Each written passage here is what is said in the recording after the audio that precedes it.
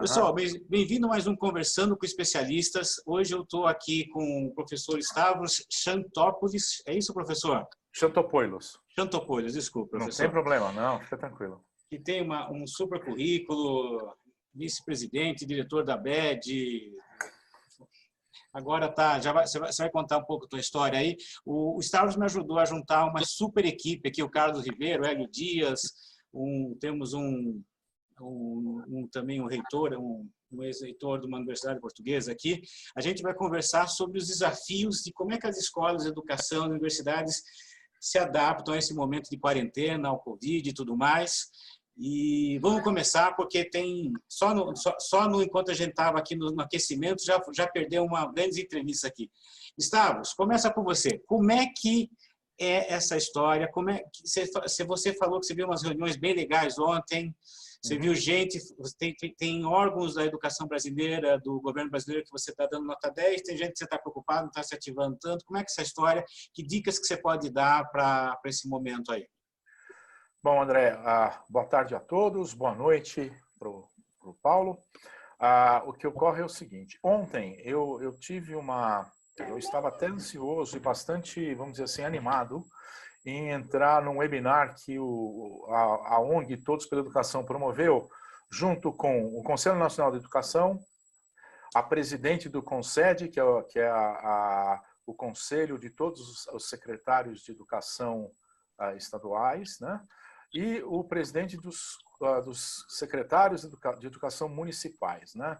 Estavam lá, tinha um representante do Banco Mundial, que era um economista, né? E do Conselho Nacional de Educação falou o professor Cury, que é o presidente do conselho, a professora Maria Helena, que ela está responsável para elaborar e relatar parte do decreto que vai ser produzido em função do que vivemos nessa época, e o outro conselheiro da Câmara Básica também de Educação, o conselheiro Ivan.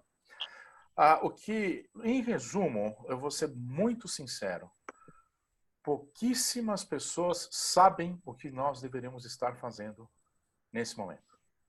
E o que me deixa chateado é que nós estamos em pleno século XXI, 1 ano e 4 meses de governo federal, e nada fizemos em relação a introduzir a tecnologia como instrumento, seja para treinamento de professores, integração, implementação de ensino híbrido integral, onde a gente desafogaria tal, etc. O que se viu ontem, numa primeira etapa, foi muita discussão de relatar o que a gente já sabe, os problemas e os desafios centenários da nossa educação, né? Em compensação, na fala final, a professora Maria Helena e o outro conselheiro do Conselho Nacional de Educação realmente pegaram o fio da meada e tocaram nas feridas. Não estamos prontos para usar a tecnologia. Teve muita preocupação em dizer que esse período de aulas remotas vai criar mais desigualdade ainda. Na realidade, esse tipo de preocupação é algo assim surreal nesse momento. Ou seja, mais uma vez, a gente quer gerenciar tudo pela exceção da exceção, né? Okay? O economista do Banco Mundial trouxe uma luz interessante de algumas práticas que estão acontecendo, mas deixou de falar de elementos fundamentais. É só olhar, por exemplo, o Doug Yamas, que é o fundador do Moodle, ele estudou recebendo material em monomotor a cada 3 semanas no Outback australiano, caramba. Tá certo? Então, ontem, pela primeira vez, eu percebi o pessoal falando em educação remota não é só online, né? Mas o que eu percebi é que as pessoas que deveriam estar trazendo isso para a pauta se distanciam da tecnologia. E começam a falar de o rádio, a televisão.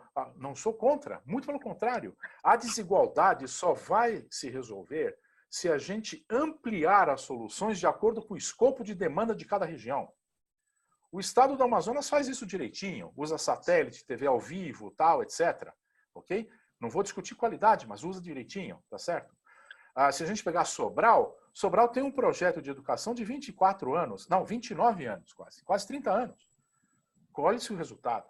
Então, o que deu para entender, mais uma vez, é que o Brasil não tem projeto educacional, não tem políticas públicas para trabalhar de forma sistemática e estruturada as suas soluções, que são diversas, tá certo?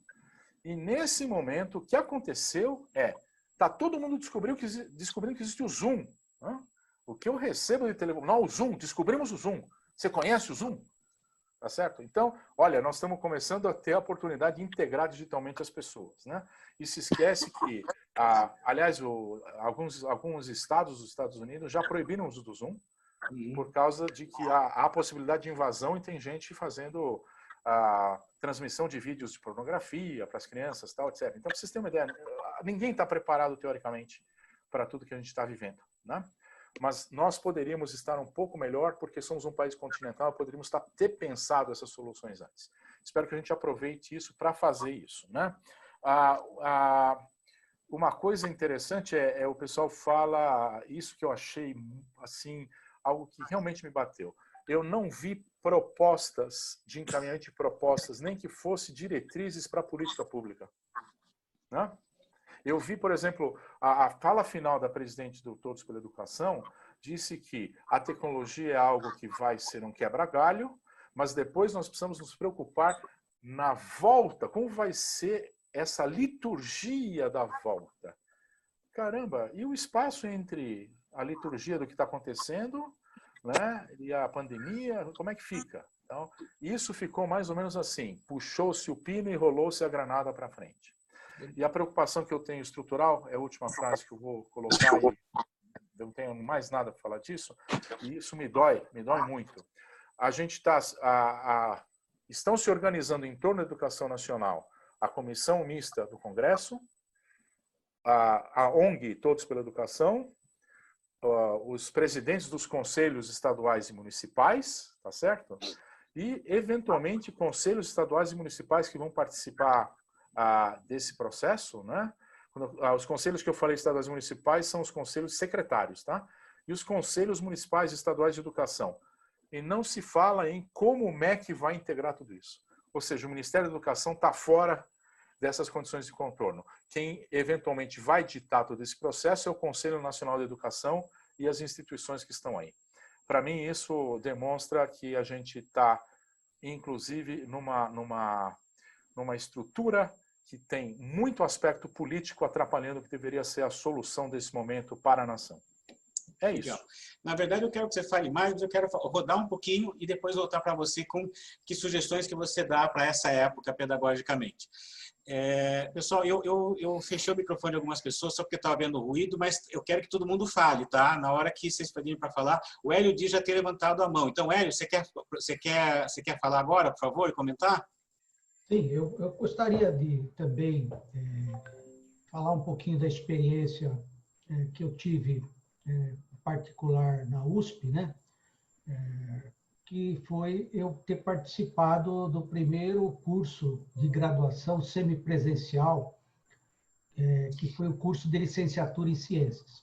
Hélio, desculpa, só se apresenta, por favor, para quem não te conhece, que a gente vai estar transmitindo isso em vários lugares depois. Bom, eu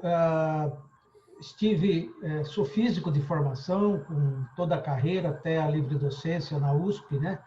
E atualmente, em 2015 eu me aposentei, né? E hoje eu continuo como professor sênior do Instituto de Estudos Avançados da USP, inclusive lá participando de uma cátedra de educação básica que foi criada pelo Itaú Social, né? Projeto que começou ano passado e tem mais 4 anos de duração.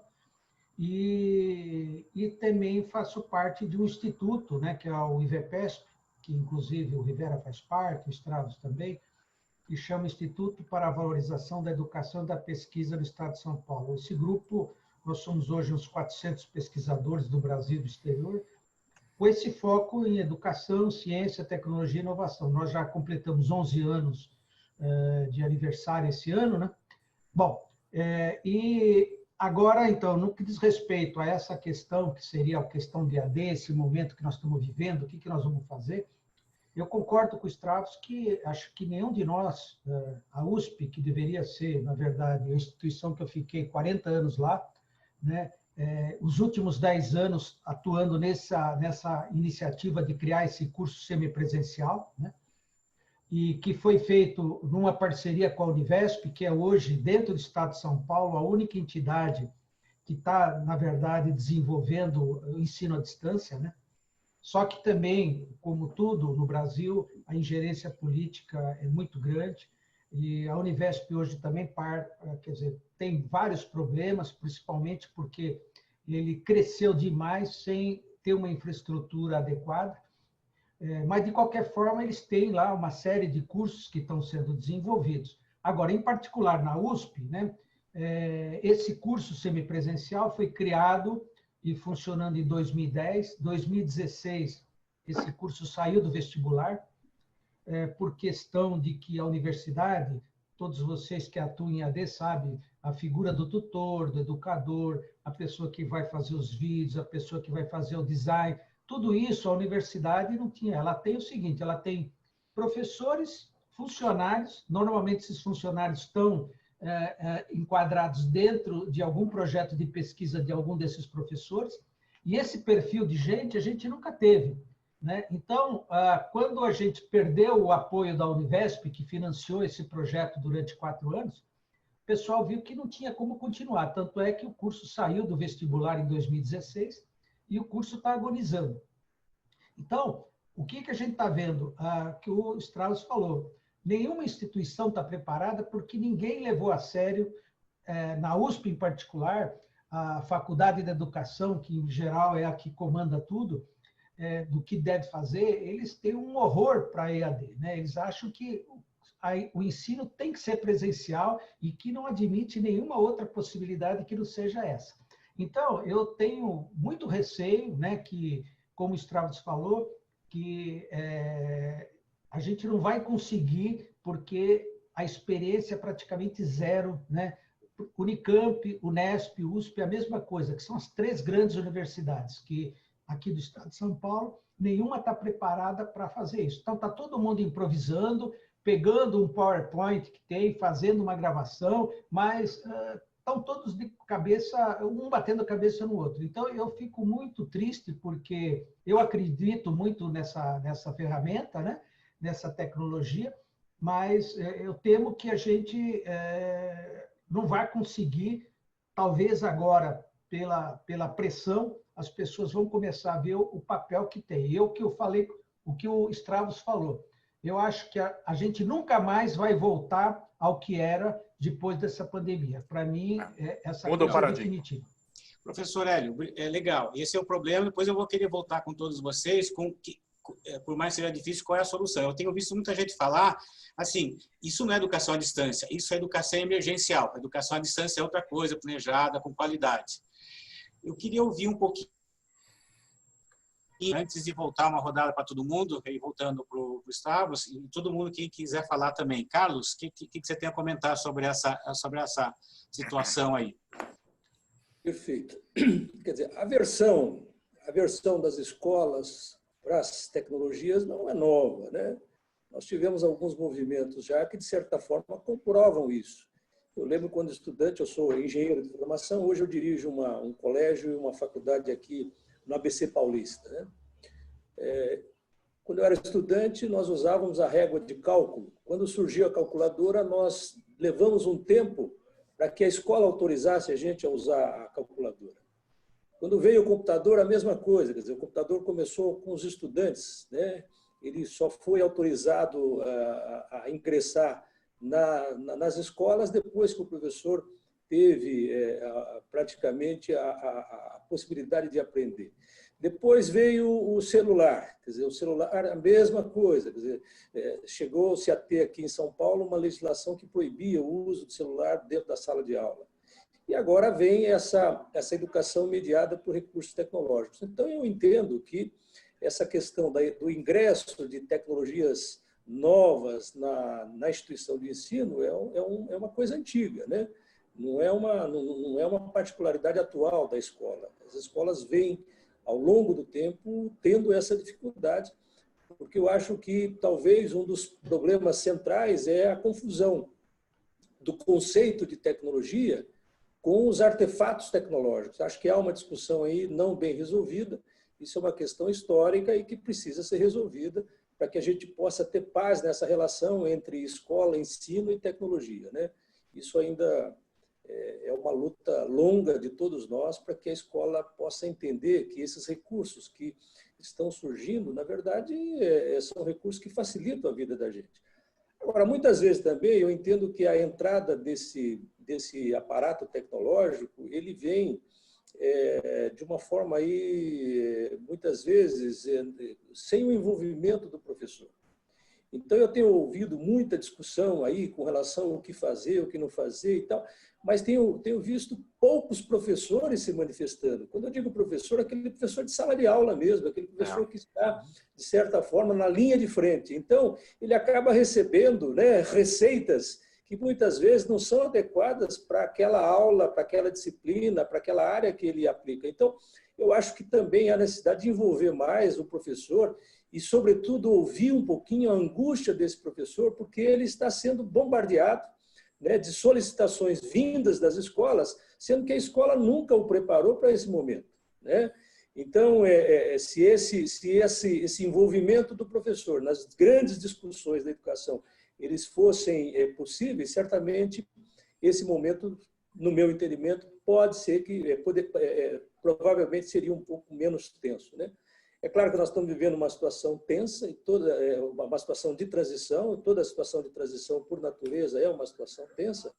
Mas eu acho que os atores principais desse processo, eles foram marginalizados durante muito tempo, que é basicamente o professor e o coordenador. Quer dizer, as decisões são tomadas no âmbito da direção, que joga de cima para baixo para o professor, que muitas vezes não está preparado. Quer dizer, nós temos problema, por exemplo, na minha escola, nós temos um professor que não tinha computador, ele não tinha um notebook para poder desenvolver a sua atividade. E nós nunca tínhamos feito um levantamento dos professores que tinham no notebook, porque isso não era importante para nós. Então, são coisas muito sensíveis e que muitas vezes são deixadas de lado, né? A instituição simplesmente coloca, olha, agora nós vamos usar o Zoom, agora nós vamos usar o Teams, agora nós vamos usar isso. Tá, mas e o professor?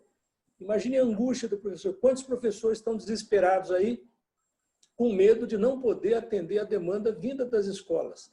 Então, eu acho que há necessidade, nessas discussões, envolver o professor. Isso sem contar que nós não temos, de fato, como diz o professor Stravos, e reforçado pelo professor Hélio, uma política educacional. Quer dizer, nós estamos sem norte, né? Infelizmente, eu acho que nós não temos um Ministério da Educação. Lembro até de uma piada de um brasileiro criticando um boliviano que a Bolívia tinha o Ministério da Marinha, né? E a Bolívia não tem acesso ao mar. E aí esse mesmo cidadão boliviano falou, olha, vocês têm o Ministério da Educação.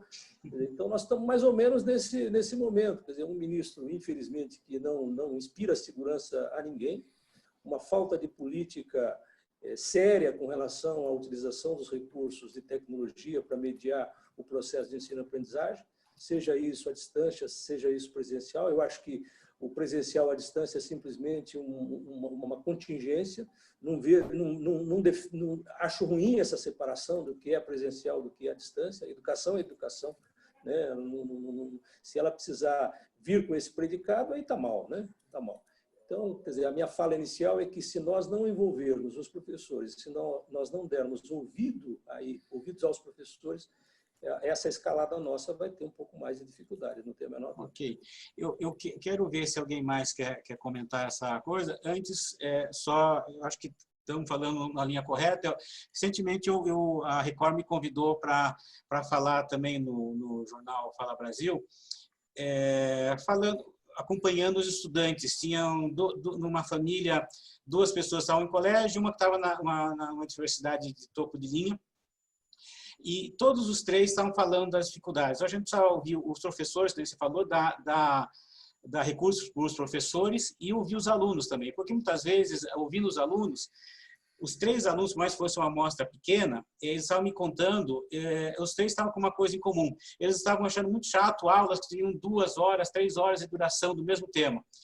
E coisas, por exemplo, que muitas vezes tinha coisas prontas no já pronto. Então, por exemplo, eu falei do FGV Ensino Médio, o professor Stavros chegou a falar, tem o Khan Academy, né? Muitas vezes o professor não sabe disso, o professor não sabe nem que você pode visitar museus no Brasil, no mundo inteiro, né? Então, o que acontece? Muitas vezes o professor que não é da área digital, ele não sabe que tem já coisas prontas que você pode usar gratuitas, tem coisas pagas maravilhosas, essa escola pode dar, então, muitas vezes a pessoa não precisa dar aquela aula de geografia detalhada, ela pode pedir para o aluno ver um objeto de autoaprendizado que é gostoso, já foi programado, ou pelo MEC, ou pela FGV, ou pelo Khan Academy, ou pela Educopédia no Rio de Janeiro, e aí ele poderia usar aquele momento para debate, já que muitas das coisas que ele quer ensinar, pelo menos no ensino médio e ensino básico, ou pelo menos o beabá já estão feitos, para o aluno ter um autoestudo de alta qualidade,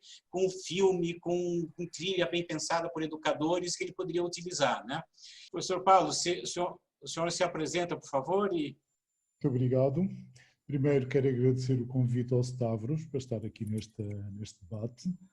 Em segundo lugar, vou apresentar-me. Meu nome é Paulo Maria Basta Silva Dias, sou ex-reitor da Universidade Aberta de Portugal.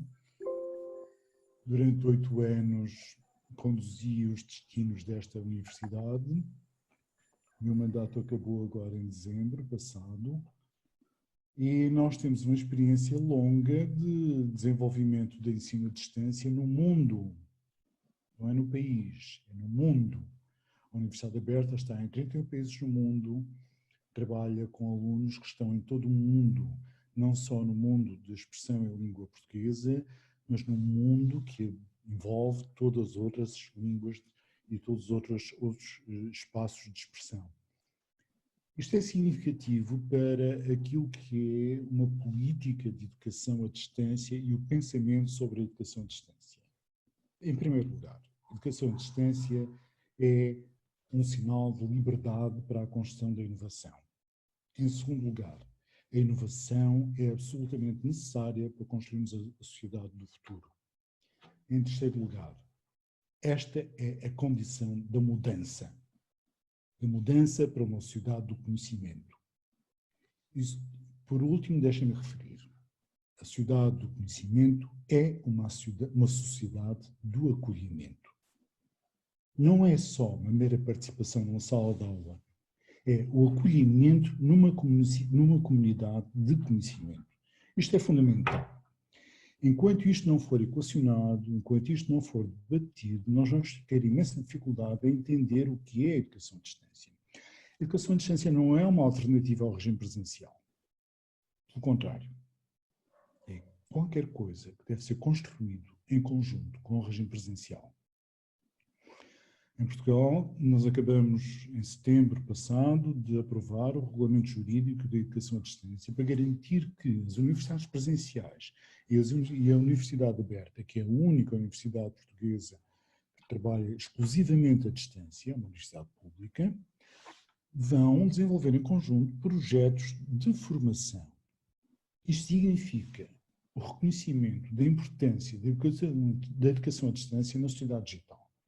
A sociedade digital, permitam-me dizer isto, é uma sociedade em rede, na construção do conhecimento em rede.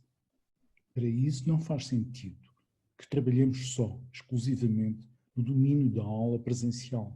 Pelo contrário, temos que pensar que a aula tem um foco presencial e tem uma expansão no digital. Está para além do presencial, desenvolve-se na rede. E esse é o pensamento necessário, absolutamente necessário, para encararmos aquilo que é a construção do conhecimento no século XXI e no futuro. O conhecimento é uma construção que se desenvolve em termos sociais e cognitivos no indivíduo, mas no coletivo, no social. Pensem, por exemplo, no que é a aprendizagem da língua. Ela é profundamente social. Desenvolve-se primeiro na família, com o pai, com o irmão, com o tio, com a família, com os próximos. E depois transforma-se num processo que permite enfrentar uma sociedade. Portanto, a aprendizagem não é um processo exclusivamente de transmissão feito no modelo presencial, mas é um processo que pode acolher também os modelos à distância como processos ou meios para a expansão daquilo que são os espaços de aprendizagem. Aqui temos que falar naturalmente de competências digitais para poder trabalhar nos ambientes digitais, mas sobretudo temos que falar de competências no domínio da criação de conhecimento em rede. A autorregulação, por exemplo, é um processo fundamental. A aprendizagem emocional ou a construção emocional no desenvolvimento das aprendizagens é fundamental também. Isto significa que também, ao enfrentarmos um cenário atual de pandemia da Covid-19 no mundo, não devemos fechar o nosso sistema educativo, mas, pelo contrário, devemos abri-lo a novos cenários. Isto é, talvez, o maior desafio. Enfrentamos uma pandemia, enfrentamos um constrangimento social, de repente temos que ter afastamento. Eu estou fechado em casa há uma série de dias. Espero que vocês também estejam, que é a condição essencial para garantirmos que esta pandemia possa diminuir em termos de contágio. E isto não significa abrandarmos a nossa intervenção no mundo. Pelo contrário, neste momento temos meios para mediar a comunicação, são meios tecnológicos que podem mediar a comunicação, mas sobretudo o que temos é um novo conhecimento sobre como se constrói uma sociedade digital. A sociedade digital é uma sociedade de conhecimento em rede. Significa que o conhecimento em rede é baseado numa comunidade de aprendizagem. Inicialmente era feita na sala de aula. Hoje ela pode expandir-se da sala de aula presencial para a sala de aula virtual. E no virtual encontra imensos espaços de diálogo, mas sobretudo os espaços conversacionais que levam à reflexão e à construção do conhecimento como uma forma de interiorização ou de internalização, repito, das representações de conhecimento. O conhecimento depende de uma internalização, não uma mera transmissão. E essa internalização pode ser feita não só no presencial, como na distância. Mas, sobretudo, tem que assentar num processo conversacional. A educação à distância, hoje em dia, não é uma mera transposição do presencial através do vídeo ou de outros meios, mas é, sobretudo, uma construção dos espaços conversacionais que permitem o desenvolvimento da aprendizagem. Este é o processo fundamental, mas, sobretudo, é a questão essencial que eu quero trazer para este debate. Perfeito, professor Paulo. Muito obrigado. E a importância da sua fala, acho que tu não vai concordar, é mostrar a real dinâmica, o que está por trás de uma educação à distância bem pensada, bem planejada e bem estruturada, que não é simplesmente fazer um vídeo. E aí eu vou querer voltar, se ninguém mais quiser falar, voltar para todos vocês agora com o professor Paulo já até foi um pouco mais prático, dizendo que a educação à distância tem que ter. Eu quero voltar com todos e casos reais. O que o professor pode no dia a dia, por mais que a educação ideal tenha que ter todo esse planejamento, a gente está numa situação emergencial. O que a gente pode ajudar o professor com ferramentas, com metodologias ou com estudos de caso, quem está fazendo bem feito? Por mais que a gente tenha que lidar com essa emergência agora. Professor Stavros, por favor. Olha, eu vou aproveitar, porque o Paulo colocou todo o pano de fundo que a gente trabalha a vida toda, né? Da rede e tal, né? E o que ele chamou de expansão digital. Eu vou de cara já falar da solução que a gente desenvolveu, que é algo que eu queria ter desenvolvido até no ambiente profissional que eu estava antes, mas não havia condições de diálogo para isso, né? Inclusive, o ensino médio FGV foi na minha gestão que a gente criou, né? Os cursos gratuitos e tal. E isso nos deu muita ideia de como essa expansão digital em rede tem esse poder, né? E a definição para mim de professor e aluno é mediação e geração de conhecimento conjunta para você construir as redes de forma informal, tal, etc. E aí, quando a gente começou a pensar em como é que a gente cria uma ferramenta, entre aspas, mais universal para isso, né? A única coisa que veio em mente é o seguinte: nós temos a internet, ok? E já pensando em ensino básico, professor Paulo, não estou nem pensando em ensino superior, que é muito melhor você tratar isso, né? Nós temos a internet e a gente tem as redes sociais. Então, o que que acontece? Na internet, hoje, a gente tem um aterro sanitário praticamente de todo o conhecimento comum da humanidade. Então, a primeira coisa que a gente imaginou é: eu preciso saber pensar isso, curar isso de forma para que isso seja interessante. O desespero do professor está associado às ferramentas que são criadas por pessoal de tecnologia, que transfere a ideia de sistema para uma ideia de uso de sistema de aprendizagem igual a um sistema transacional, que requer especialista para utilizar. Então, a nossa ideia também, em termos de contexto, é: tudo que você for utilizar tem que existir no dia a dia do camarada. Ou seja, ele usa esse troço aqui todo santo dia, para a sua vida pessoal, para se conectar com seus amigos, fazer check-in, mandar kkk, tá certo? Tá? E assim vai, né? Ele usa na vida profissional como ferramenta de comunicação e de trabalho. Agora, pasme, toda a tecnologia que nós geramos para a educação é repetir o paradigma físico e transformar ele em digital. Ou seja, lembrem quando saíram os microcomputadores? O pessoal utilizava eles como calculadora.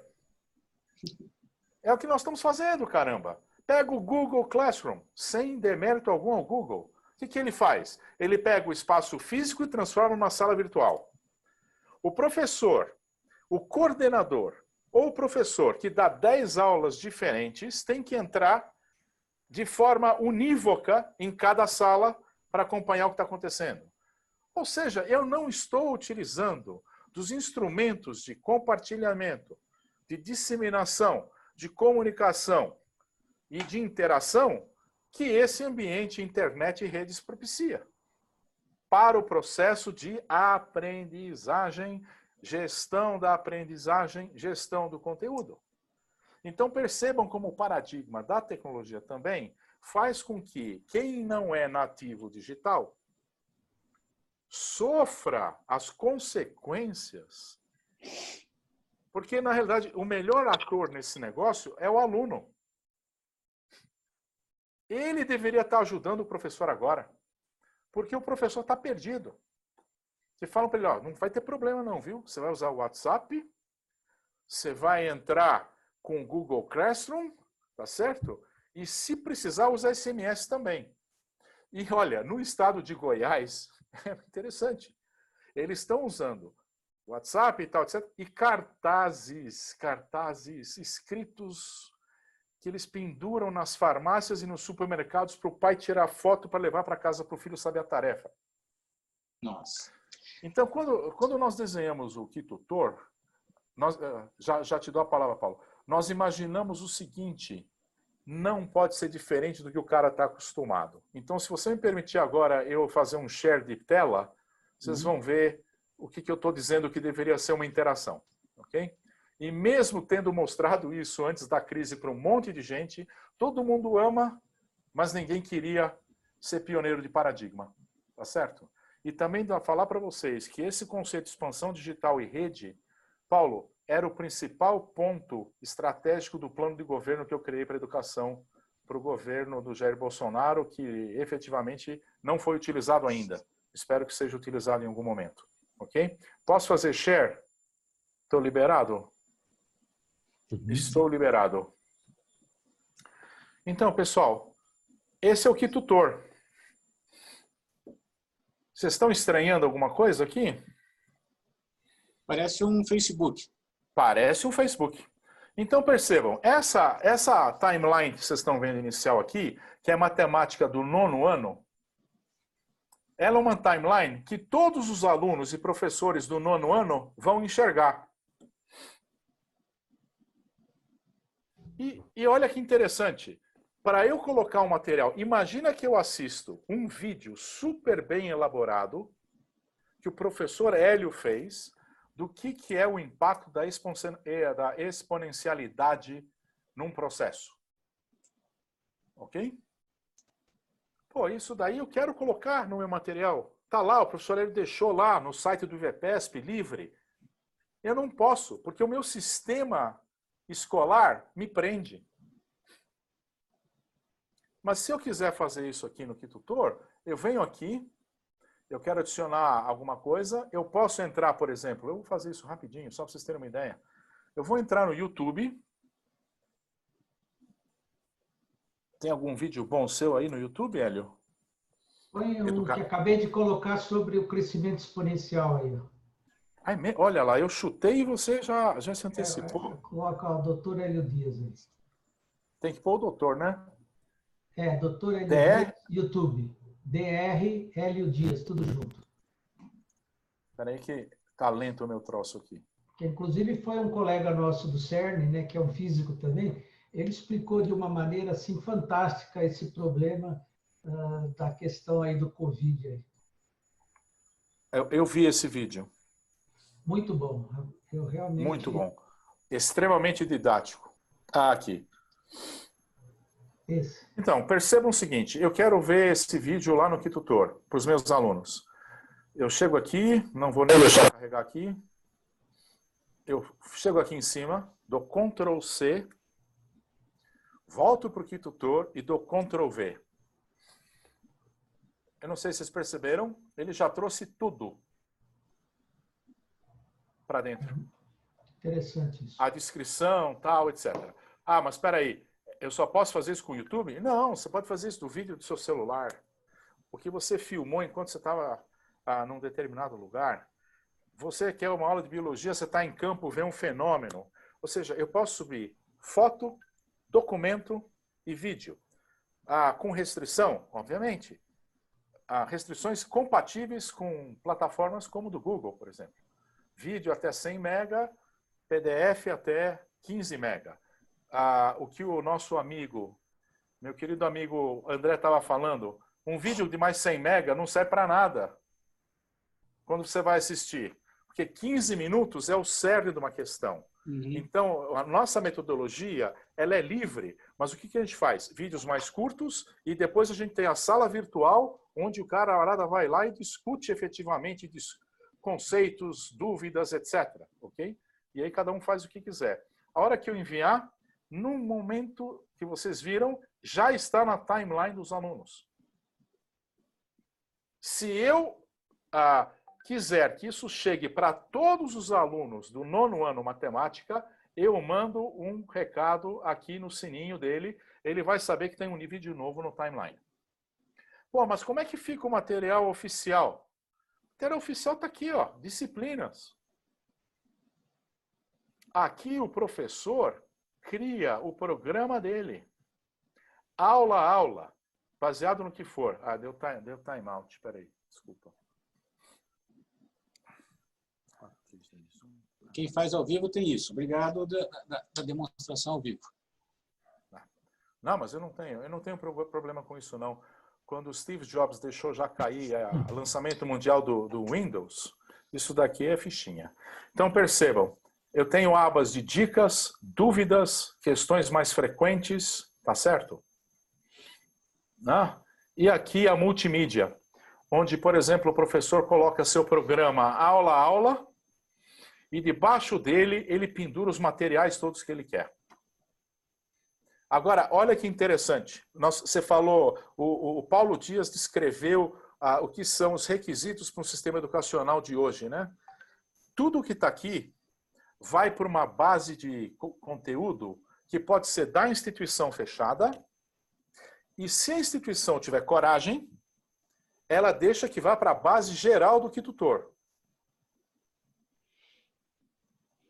Ok?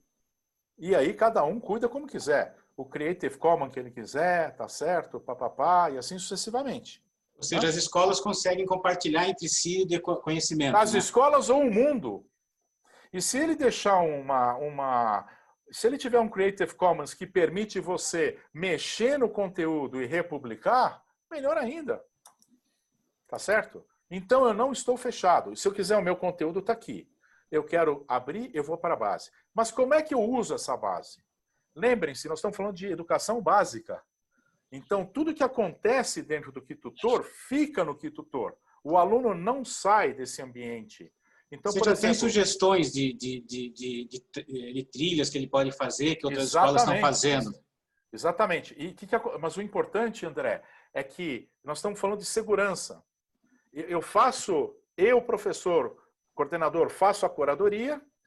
Então, ele não vai lá para o YouTube assistir o vídeo que o professor Hélio colocou sobre exponencialidade, o impacto da exponencialidade, ou entendendo o efeito exponencial. E ele não vai devagar, porque ele foi para lá para ver um negócio e depois ele devaga porque ele quer ver outras coisas, né? E isso termina normalmente em sites que não são, vamos dizer assim, adequados. Então perceba, Paulo, aqui eu estou usando a ferramenta de aprendizagem para criar cidadania digital. Tá certo? Então, então o que acontece? Eu vou na minha ferramenta de busca. Pessoal, tudo isso nós criamos, a gente não copiou de ninguém. Então, é como se a gente tivesse criado a nossa rede social, a nossa micro-rede, nosso sistema de comunicação, todas as perguntas frequentes, as dicas e as dúvidas vão para essa base. E aqui eu posso buscar o material que eu quero, de áudio, imagem, apresentação, contexto, etc. Todo material que esteja naquela aba das disciplinas, ele automaticamente vai para a base de conhecimento. O material da timeline, não. Tá certo? Se um aluno começar a xingar a colega, por exemplo, vai acontecer. O professor tem como ir lá e retirar o comentário e tomar ação, tá certo? E o mais interessante, acreditem se quiser, na ABED esse ano eu vou pedir um keynote para mostrar um caso de uso dessa ferramenta hoje acontecendo ao vivo e a cores na educação infantil com alfabetização. Aula de balé, aula de educação física, ok? Então, eu não vou me alongar, mas vocês percebem, tem agenda, tem área de trabalho, etc. E, obviamente, a gente vai incrementar funcionalidades à medida que isso se torne. Por que a gente projetou isso? Isso pode ser usado em universidade rapidinho, pode ser usado de forma corporativa, mas a ideia nossa foi a gente permitir que uma ferramenta pudesse acelerar a implantação do ensino integral usando a tecnologia para a expansão digital e a criação das redes. Tá certo? Num país onde todo mundo tem celular e quem não tivesse, a gente criaria a política pública para inserir o celular na educação do garoto e da menina, tá certo? E inicialmente a gente criaria uma rede enorme para treinar o professor. Esse é o cara-chave.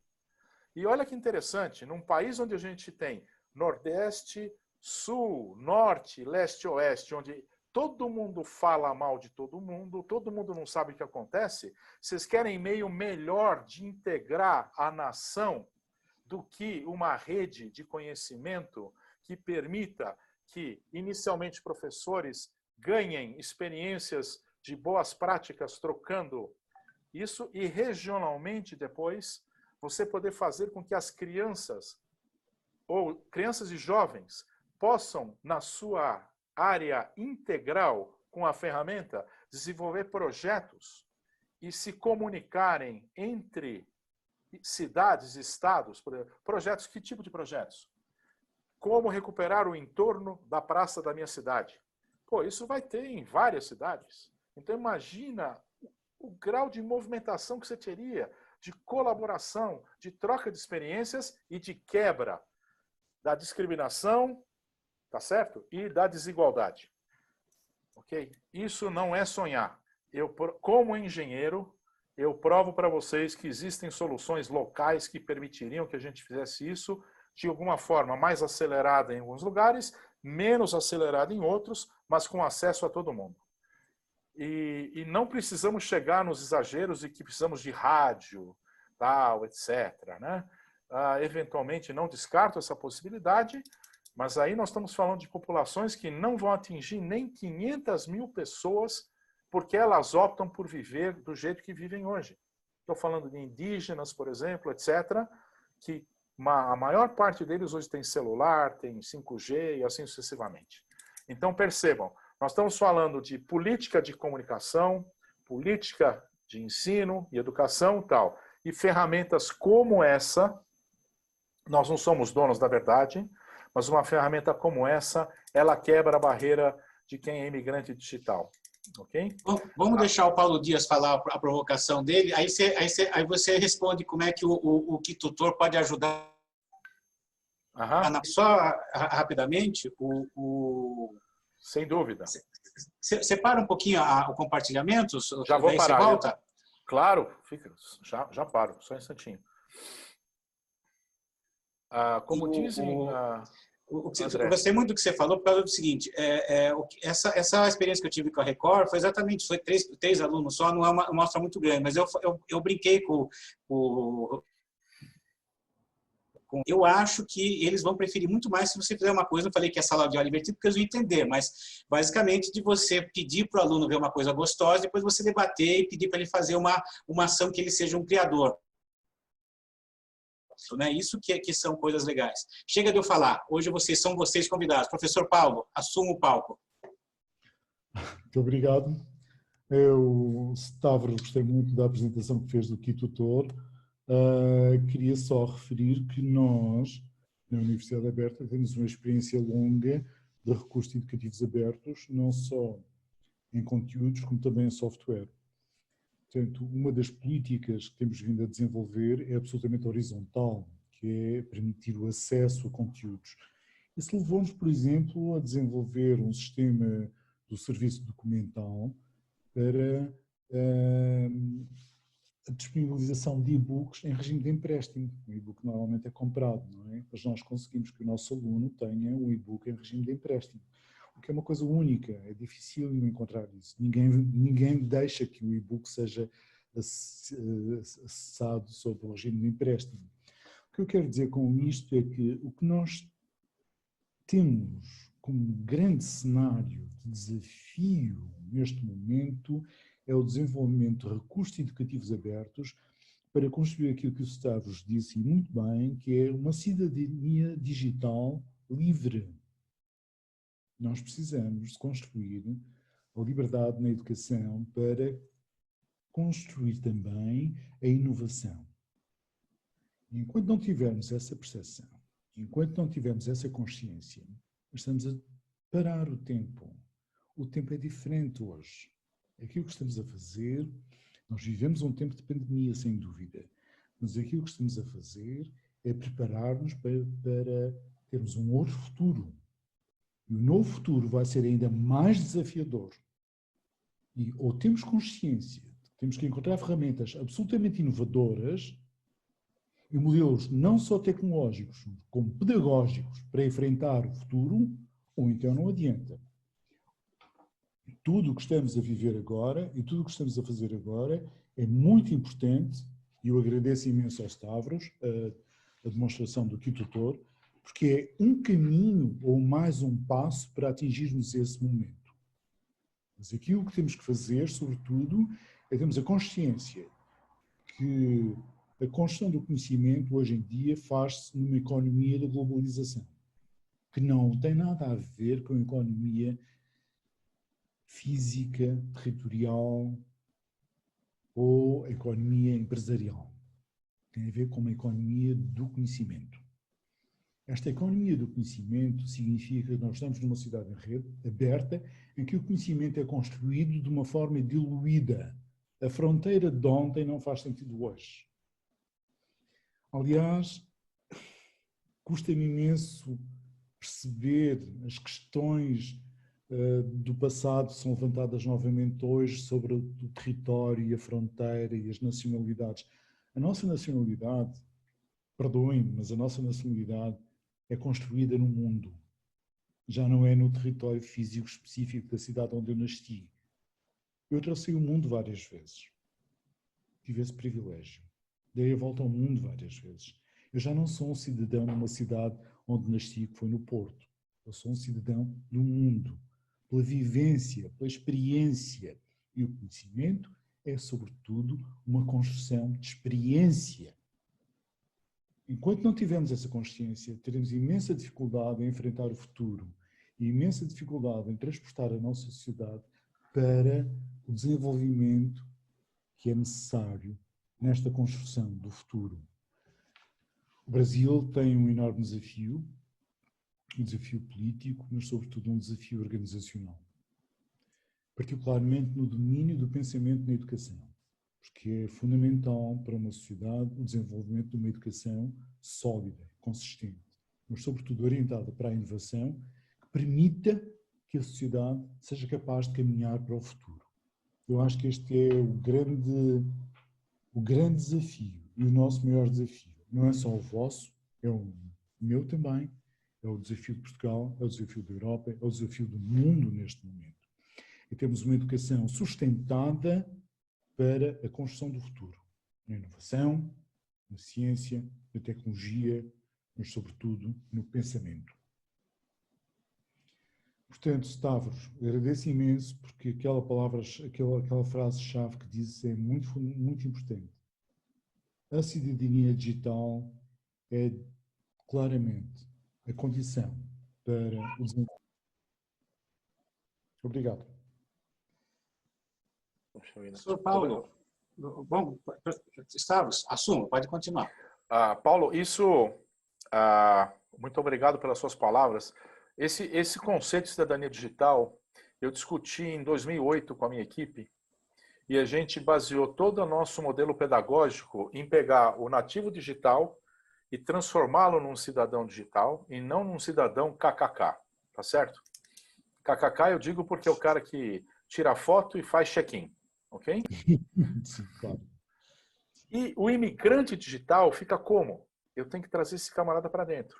Então a gente sempre desenhou coisas que fizessem a simbiose do nosso conhecimento e sabedoria como imigrantes digitais, passado para o jovem, para que ele pudesse enriquecer seu conhecimento, e nós aprendermos a usar essa parafernália do mundo digital, tá certo?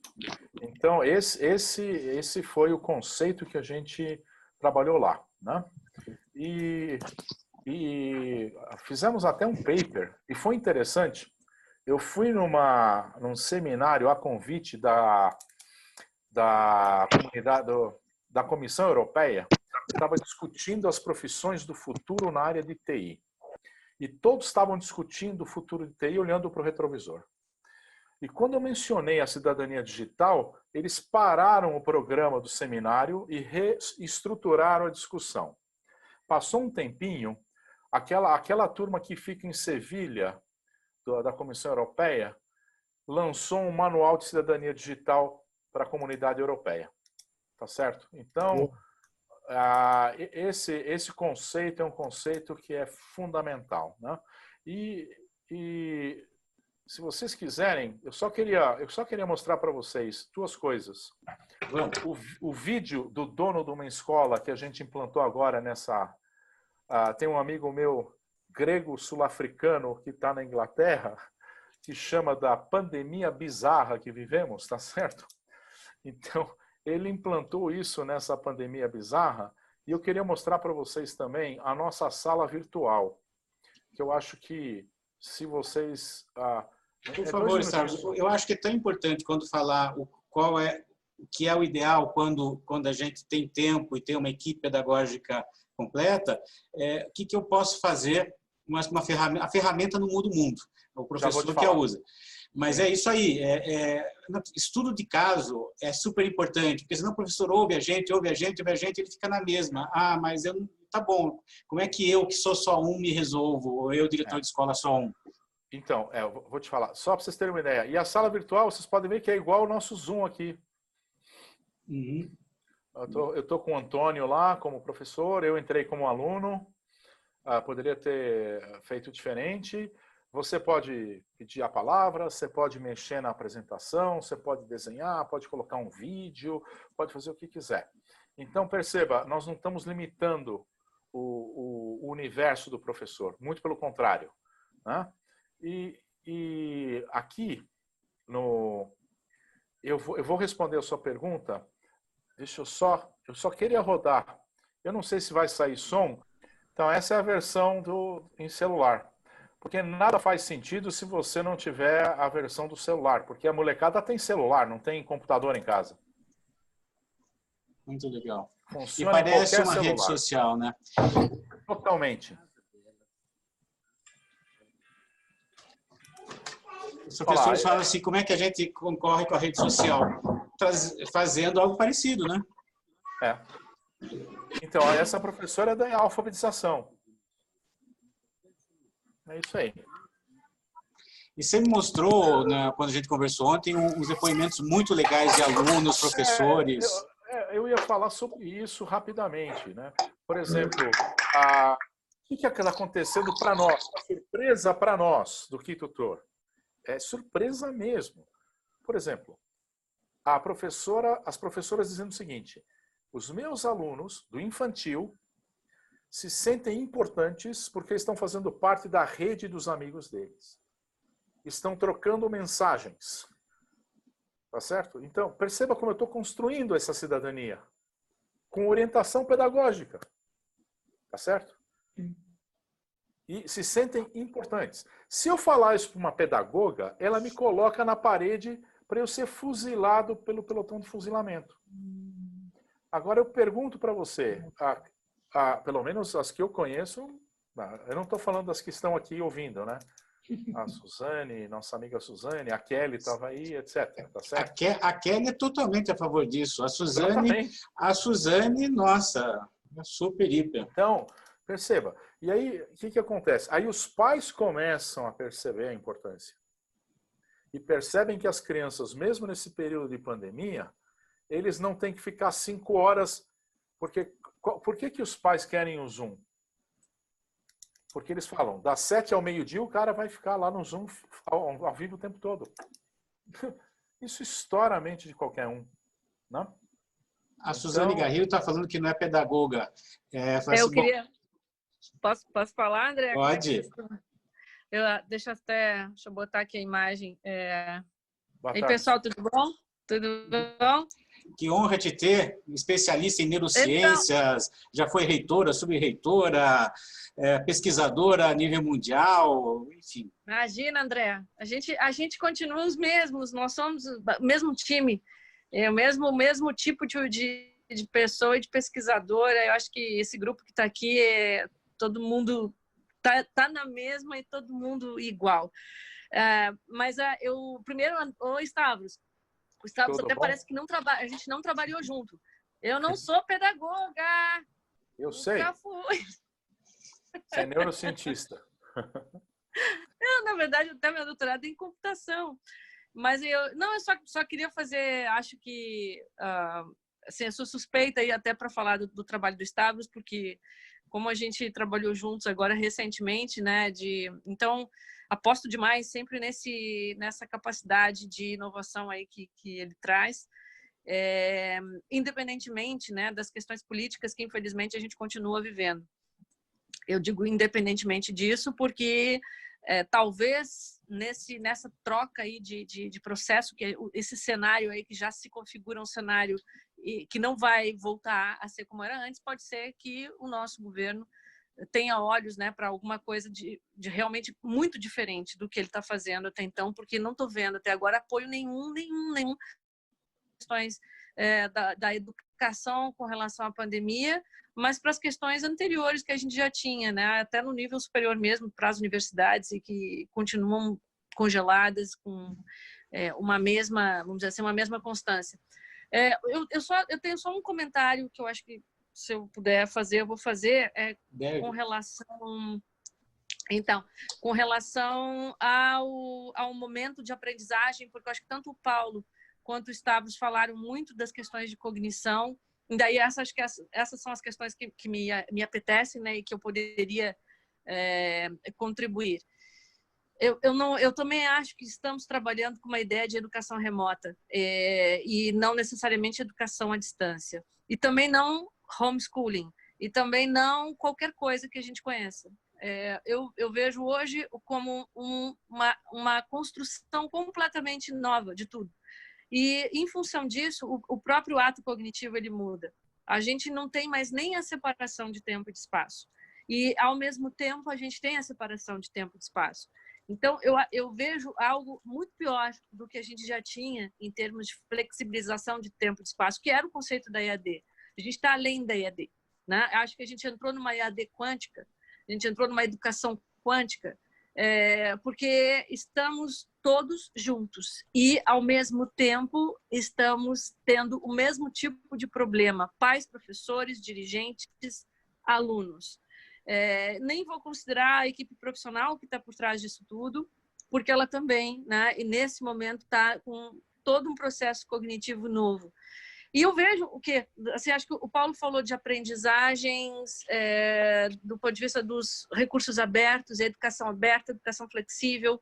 Eu vejo que é por aí que a gente teria que fazer, para mim, uma grande plataforma como a que o Estado está propondo, mas em que nós pudéssemos discutir tudo sobre tudo, juntos, e partindo de um zero, que é um zero junto, eu vejo que seria uma saída para o que a gente está vivendo. Por que eu estou falando isso? Porque acho que há muito tempo, nós todos, e aí eu faço uma meia-culpa, estamos sempre partindo de um pressuposto de que a gente sabe sobre o que a gente está falando.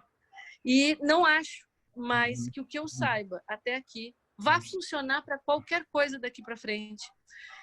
Eu vou ser muito honesta com vocês, eu estou completamente perdida nesse mundo que se apresenta agora.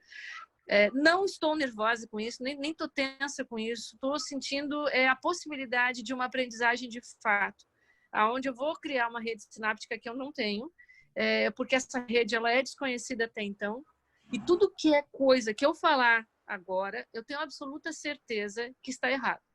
Então, eu estou considerando isso porque eu acho que o grupo poderia começar a estudar, a gente poderia começar a testar, a gente poderia começar a experimentar, a gente poderia ter uma abertura maior para fazer qualquer coisa que vá precisar acontecer para não só apoiarmos as escolas e esses agentes, né, esses atores do processo, como para a gente mesmo ter a permissão, que a gente demora muito tempo para se permitir, né, de se considerar um aprendiz agora, porque eu abrindo as plataformas, vendo as dificuldades e assistindo as dúvidas dos professores, dos pais, dos alunos, dos diretores, sinceramente, eu não sei qual é a melhor resposta. Hoje eu assisti ao Cury naquela reunião, na live que a Suzana Fungueto fez com ele, e o Cury falou de educação infantil, dizendo da dificuldade, que não existe a legislação que autorize a EAD para educação infantil, e que as crianças talvez não tenham cognição para isso. E eu, ouvindo aquilo tudo e pensando do lado que eu conheço da cognição, e eu respondo para vocês, eu não tenho absoluta noção de que se as crianças na educação infantil iniciarem um processo de alfabetização usando o computador, usando qualquer dispositivo com tecnologia, se elas vão ter vão potencializar a cognição do ponto de vista de abstração, imaginação, percepção, qualquer coisa que nós já tivemos em todas as outras épocas da nossa vida, se elas vão ter eficiência nisso. Eu respondo para você, não sei. Então, eu estou só considerando assim, acho sim que é um momento para a gente aprender junto, para a gente poder construir essa história. Nós vamos estar construindo uma história de fato, sabe? E eu queria colocar nesse sentido, tá? Da aprendizagem, inclusive para a gente que está aqui querendo fazer alguma coisa, mas que estou muito mais para aprender, para aprendiz nesse processo do que para ensinar qualquer coisa. É isso aí. Paulo está pedindo a palavra. Eu vou... Obrigado. Eu estou a achar imensa graça, porque para pedir a palavra eu tenho que pôr o dedo no ar, porque na escola, antigamente, na sala de aula, não é? Mas aquilo que a Susana disse agora é muito importante. Nós estamos numa fase completamente desafiadora do encontro com novos cenários e contextos de aprendizagem. Como é que se aprende? hoje. Aprende-se em contexto. E o que é aprender? Aprender, antigamente, era muito, no pensamento comum, uma transmissão. Fazia parte de um processo de transmissão. Portanto, eu transmito e, naturalmente, a pessoa tem que incorporar aquilo que eu transmito. E ficávamos por aí. Felizmente que avançamos imenso no conhecimento nesta matéria, no domínio das ciências cognitivas, das neurociências, particularmente naquilo que a Susana está aqui a trazer-nos, e percebemos hoje que aprender está muito para além disso. Aprender está hoje em dia está para uma forma, ou significa uma forma de internalização de representações, mas sobretudo tem a ver com o mapeamento do organismo vivo sobre tudo aquilo que ele está a experienciar. Portanto, aprender é o resultado de uma experiência que se transforma num mapeamento, que desenvolve uma consciência e que desenvolve, a seguir, uma representação que pode ser um mapa da ação. É isso aí. Sobre tudo isto, um mapa da ação. Um mapa da ação significa que eu posso responder a um teste, posso responder a uma coisa qualquer, posso responder a seja o que for, porque tenho instrumentos próprios para responder. Mas, sobretudo, o maior desafio, e aquilo que a Susana nos colocou aqui, no domínio do pensamento quântico, é que este desafio não é exclusivamente individual, é social. Esta é a questão base. E esse é o grande desafio que nós não estamos a perceber ainda hoje na educação em termos mundiais. Portanto, olhamos para a escola como um processo orientado para o sujeito, e não é o construtivismo, não é orientado já agora mais para o sujeito. O construtivismo é importante para o desenvolvimento da cognição, mas essa cognição só será de facto absolutamente importante quando se afirmar no domínio social, o que significa este pensamento quântico, isto é, capaz de pensar no individual e no coletivo, na representação do individual e do coletivo, e como é que eu estou num plano e como é que eu estou no outro. Até hoje, e isto eu presumo que todos vocês terão alguma dificuldade em entender agora e poderão achar estranho da minha parte, mas aquilo que eu entendo no domínio da educação, e esta é uma matéria que me ocupa há imenso tempo, portanto eu sou especialista em educação e dedico-me a isto há imensos anos, e portanto nós tivemos sempre um olhar muito orientado para processos pequenos, em pequenos contextos, mas sobretudo em pequenos cenários. Mais em cenários do que em contextos. Em cenários, deixem-me dizer isto que eu acho que é muito importante, em cenários somos atores. Em contextos podemos ser autores. E a escola tem vindo a esquecer esta mudança do cenário para o contexto, da passagem do ator para o autor. Ser autor significa poder estar nesta dupla dimensão do conhecimento individual e do conhecimento coletivo. E esta dupla dimensão é a dimensão criativa, a dimensão da inovação e, sobretudo, é aquilo que eu chamo de cultura de inovação para a sociedade que nós vivemos, a sociedade digital, que é assim que eu quero dizer. É a cultura de inovação para a sociedade digital. É isto que temos que aprender a fazer. Este é o desafio para a escola, este é o desafio para a nossa sociedade atual, mas, sobretudo, este é o desafio para as políticas educativas, que neste momento se têm revelado extremamente curtas, diminuídas na sua visão estratégica para aquilo que é a construção do futuro. E não podemos esquecer. E eu aqui retomo as palavras do Stavros também, porque ele apresentou um plano estratégico importante no domínio da educação que não foi seguido. A educação é a condição de construção do futuro. E quem recusar esta condição está a negar o futuro à sociedade. Isso é muito grave.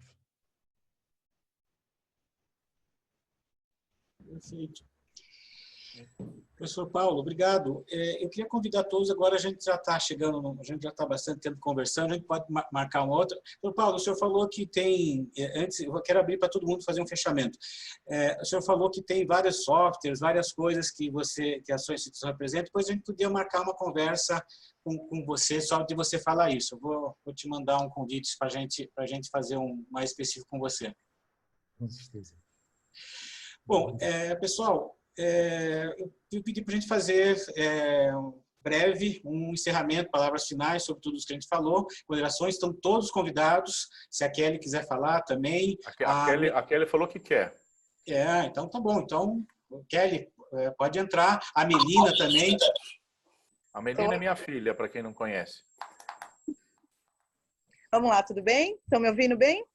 Vamos. Que ótimo. Então, eu vou falar como professora que está na ponta, que está sentindo o que é implantar a educação à distância na educação básica, que é o que eu vivo hoje. Então, nós estamos assim, a gente sempre fala que na educação é macro e moroso, eu escrevi isso na minha dissertação, e, no entanto, hoje a gente não tem mais uma década para ver o resultado da implantação de um projeto, de um programa em educação, né?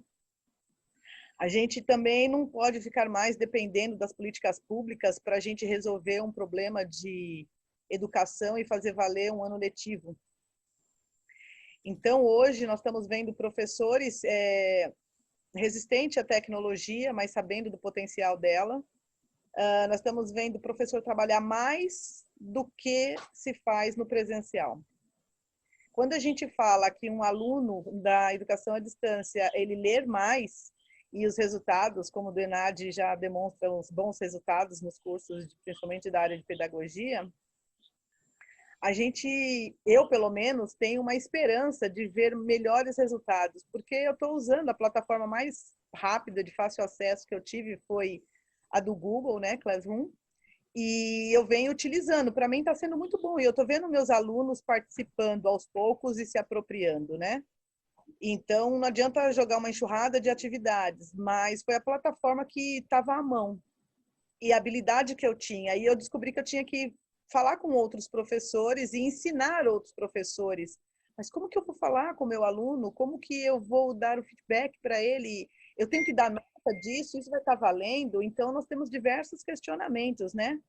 E eu vejo ainda muitos professores inocentes nesse processo. Talvez termine o processo e eles não tenham engatado nem a segunda. Então, assim, com a visão de professor da rede pública estadual de ensino, eu falo, eu estou na ponta e eu estou vendo muitas mudanças. E o que eu estou gostando é a parceria entre os pares, os professores se unindo. Eu estou vendo a escola num movimento louco, dinâmico, e não importa mais aonde você esteja, acabou horário de trabalho de segunda a sexta. Eu converso com pessoas no sábado, no domingo, de manhã, à tarde, à noite, e eles sempre me pedem atividades ou uma mediação dela. Como eu quero fazer isso? Como eu coloco isso online para eu ter a interação do aluno? Então, essa questão do feedback, eles estão muito preocupados. Então, queria colocar isso para vocês. Desculpa os trajes que eu estou na praia pintando paredes, tá bom? Não tem desculpa, é uma honra ter você, Kelly. A gente tem uma entrevista com a Kelly que vale a pena ver sobre o trabalho dela com robótica, com alunos, usando tecnologia e usando não o computador. Ela ensina... Enfim, eu recomendo vocês assistirem eu vou colocar um link nos comentários para o teu vídeo. Infelizmente, eu não vou abrir para você falar de novo, senão vai ficar muito longo. Vou colocar um link para o teu vídeo nos comentários, para pedir para o pessoal assistir, que vale muito a pena ver o teu trabalho na escola pública, ensinando computação para os alunos. Carlos. Quem vai agora? Carlos. Carlos, professor Carlos. Carlos, solta seu microfone. Obrigado, Stravos. Bom, primeiro, eu gostei muito da ferramenta apresentada pelo Stravos aí e da fala do professor Paulo também. Eu só complementaria o seguinte, quer dizer, o processo de educação, na verdade, de aprendizagem, ele é mediado, sobretudo, por um ato de amor, né? Quer dizer, uma criança não conseguiria aprender a andar se não fosse muito amor dedicado a ela, porque ela começa a dar um passo, cai, ela volta a tentar, cai, quer dizer, e aquela insistência, aquele amor por fazer ela andar é que acaba fazendo com que ela ande. Então, independente se nós...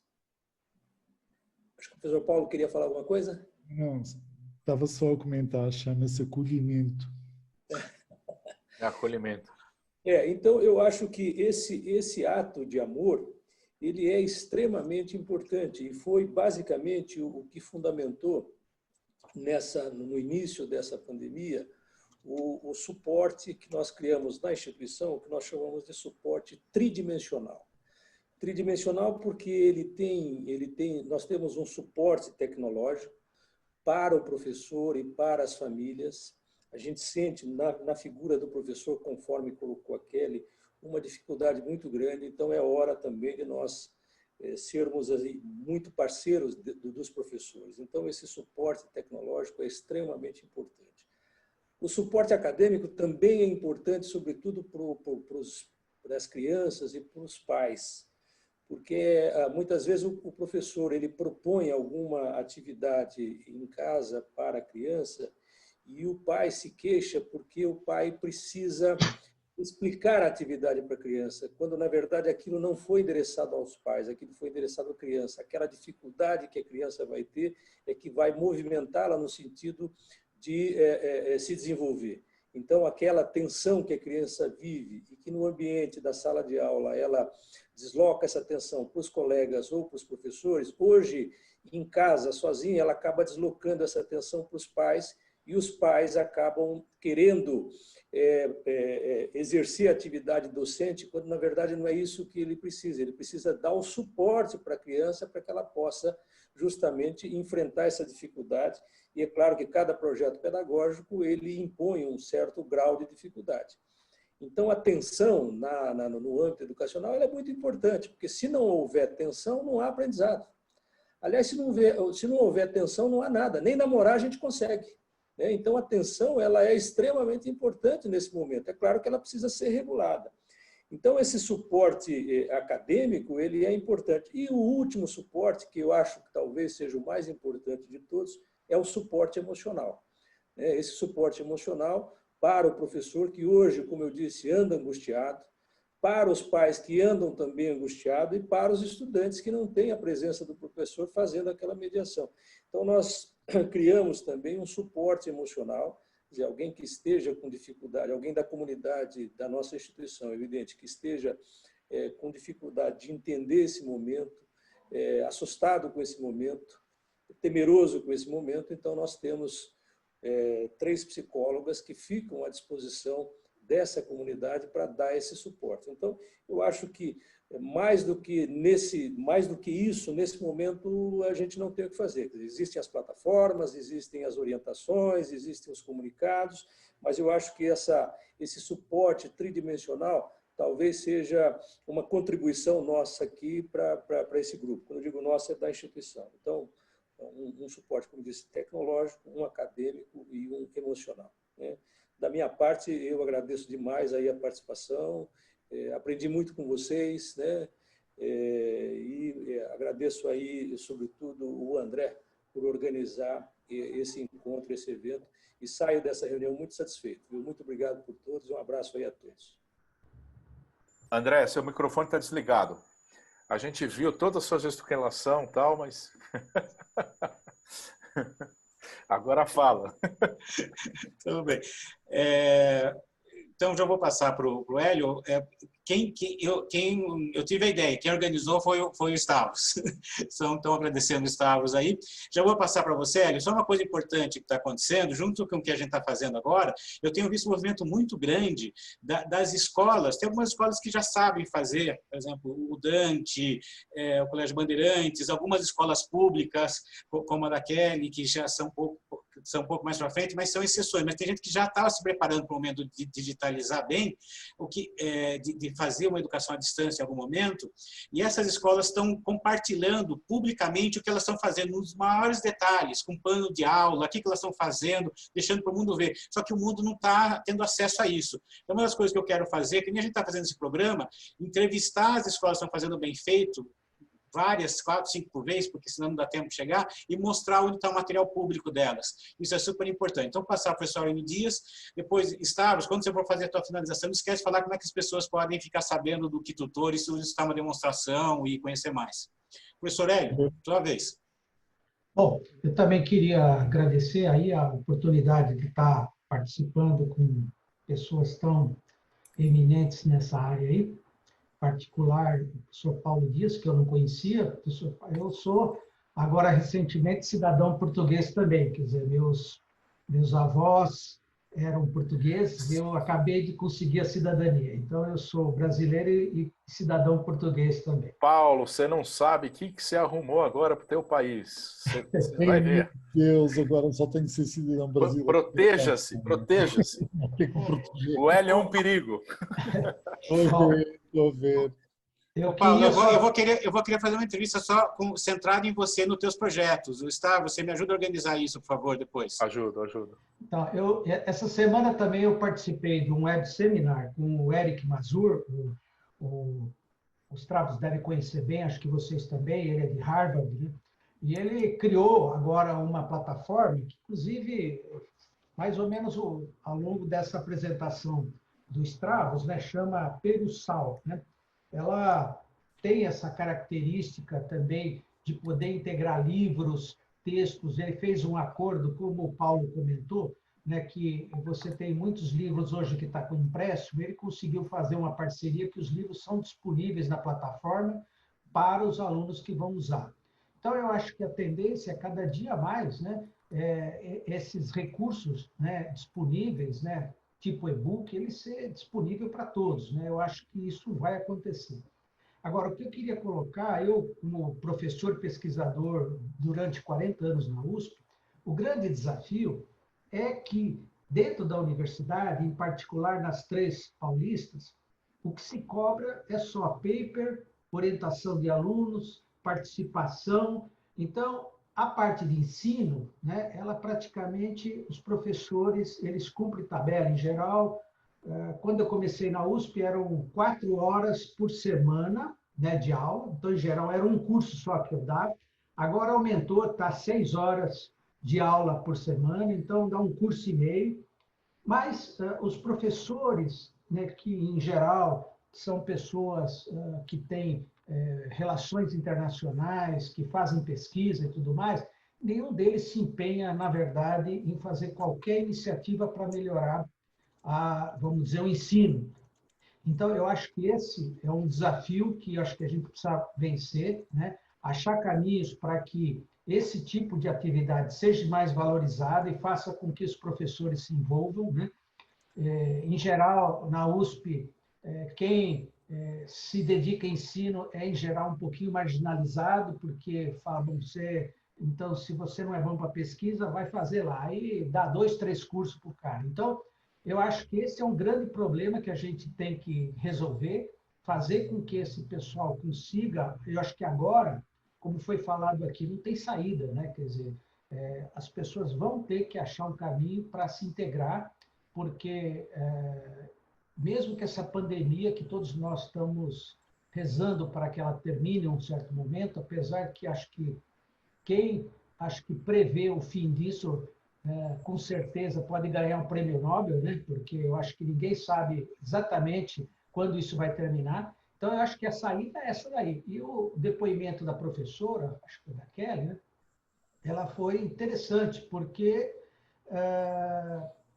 eu participo de um grupo na USP, né, que é uma cátedra de educação básica, e o pessoal que vamos dizer assim, que comanda, que hoje está no Conselho Estadual de Educação, está lá, são pessoas que têm aversão para tecnologia, entendeu? São pessoas que eles tudo que podem fazer para tentar evitar esse caminho, eles fazem, entendeu? Então, esse é um outro problema também, porque acho que o pessoal que está em cima, eles barram de qualquer jeito, como na USP também, né? Eu coordenei um curso grande, com 12 professores, e tentei introduzir algumas coisas, plataforma, e o pessoal não quer nem saber, eles querem ir lá fazer o feijão com arroz. Então, eu acho que assim, a grande mudança, eu acho que é quando a gente conseguir, por exemplo, esse Eric Mazur, que é um pesquisador famoso, da área, inclusive, de ótica e tal, ele também acabou enveredando e desenvolvendo muita coisa. Então, eu acho que a grande mudança vai acontecer quando a gente conseguir fazer com que essas pessoas realmente achem que esse é o futuro, né? Como o Paulo falou, o futuro está aí, é exatamente dessa forma. Então, eu queria, para finalizar, agradecer e estou à disposição aí para um próximo bate-papo, que eu gostei muito. Obrigado. Quem vai falar agora? Pode ser. Eu. Não. Tu é que organizaste, portanto, tu falas no fim. Falas no fim, exatamente. Falas no fim. Eu acho que Paulo. o professor... É, o Paulo já... É o Paulo agora? Sim, sou eu, porque tu é que vai lá. organizaste. Protocolo é assim, sabes? Tu é que organizaste, tu é que me convidaste, portanto falas no fim. Eu quero só deixar uma palavra de agradecimento ao professor Stavros, ao organizador, o André, organizador desta entrevista, a todos os outros colegas participantes, e dizer que hoje em dia o nosso maior desafio é transformarmos o imigrante cultural num processo ou conseguirmos acolher este imigrante cultural de forma a construirmos uma sociedade ou um processo de acolhimento global. Este é o grande desafio. Portanto, tudo o que aqui foi discutido tem a ver com isto, tudo o que poderemos vir a discutir no futuro tem também a ver com este cenário. Eu acho que este encontro foi muito interessante porque nos permitiu olhar para ferramentas, mas sobretudo olhar para perspectivas futuras e aquilo que pode ser o nosso contributo individual e coletivo para construirmos esta sociedade do conhecimento digital. Obrigado a todos. Nós que agradecemos a honra da sua presença, professor Paulo. A Melina vai falar alguma coisa? A Melina, vocês viram pelo sobrenome, eu posso falar? Filha. Então, não tem muitos Melina, exemplares de Chantopoilos no Brasil. É a primeira entrevista que a gente participa junto, na vida. Melina, eu só bloqueei umas vezes teu microfone porque ele estava vindo muito barulho de fundo, mas não era porque eu não queria que você falasse, ao contrário, você falar. Não, imagina, tem cachorro, porque papagaio, eu estou na outra criança. ponta aqui, eu queria também falar como, além de aluna, pesquisadora, professora, eu também sou mãe de alunas que estão na educação infantil, então é uma ponta importante também, né? Mas antes de tudo, eu vou me apresentar, além de filha do Stavros, né? Eu sou socióloga de formação, fiz Ciências Sociais na PUC de São Paulo, e eu hoje retomei para minha raiz, porque todo esse momento que a gente está vivendo, que é um momento de introspecção, é um momento de parar, é um momento de rever, essa parada obrigatória, de alguma forma, me fez voltar de novo, não para a Grécia Antiga daí, né? Porque a gente superou o mito da caverna, eu acho, mas para o modernismo e pensar um pouco nos grandes sociólogos que pensavam solidariedades. Porque eu acho que agora, como estudante de direito, a palavra principal que surgiu para mim como princípio foi o da solidariedade. A primeira pessoa que pensou isso de forma estruturada na sociologia moderna foi Durkheim. E ele falou que a solidariedade orgânica ligava pessoas a coisas. E a solidariedade mecânica, que seria o grande auge, né, da interação social, ligaria pessoas a pessoas. E hoje a gente tem um desafio enorme, que é ligar pessoas a pessoas por um meio, que é o tecnológico. E ele funciona. Por quê? Porque não é o distanciamento, né? É uma interação de aproximação ligando pessoas a pessoas, mas sem a relação física de fato, porém ela existe. Então, semioticamente falando, a gente está ligando hoje, é uma releitura de Durkheim que eu comecei a pensar e estou dividindo com vocês, a gente está conseguindo ter uma solidariedade mecânica pós-moderna. Eu não sei como vai chamar esse ponto de inflexão, essa nova era, porque a pós-modernidade também está superada aqui. Quando a gente pega a escola de Frankfurt e fala, bom, acabou. Agora a gente tem uma solidariedade mecânica ligando pessoas a pessoas por meio da tecnologia, enfrentando resistências, necessitando do tripé tecnológico, do tripé, como o professor colocou ali, né? Psicológico e do tripé acadêmico, mas muito mais do que isso, é muito mais do que isso, porque não é só um tripé, eu acho que é uma coisa muito mais holística. É multifacetado, é multidisciplinar, tem a ver, inclusive, com metafísico, porque tem gente dando abordagem da educação pós-moderna, com a era de Aquário, com as crianças índico, com as crianças cristais. Eu, como mãe, eu posso dar o meu depoimento da minha filha de 3 anos, que estava totalmente preparada para a educação à distância e a professora dela não estava, nesse momento de crise. Então, eles começaram a assumir que a angústia delas era também das crianças, mas não era. Porque as crianças estavam confortáveis.